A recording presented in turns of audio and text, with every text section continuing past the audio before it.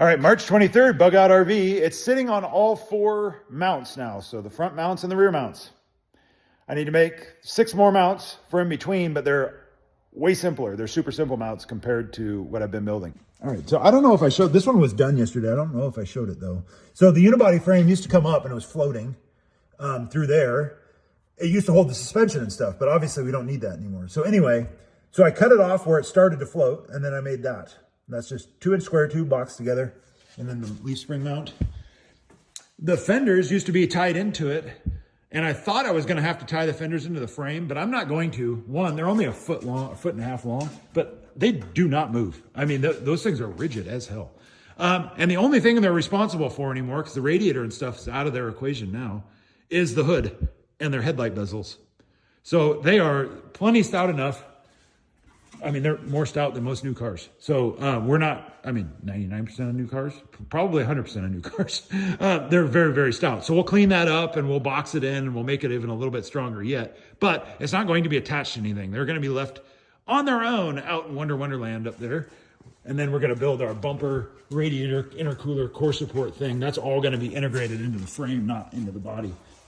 So it stays with the engine, not with the body. Okay, where's it go? There it is. So there's my mount in the back. So it looks real simple, but I designed up some carriages to hold a pipe, the pipe that the bushing presses into.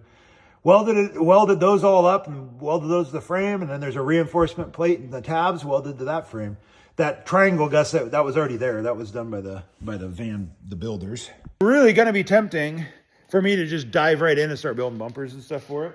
But before I do that, I need to finish the wiring and stuff on the engine. It's simple. I kept it super simple, but I already have all my gauges and stuff labeled.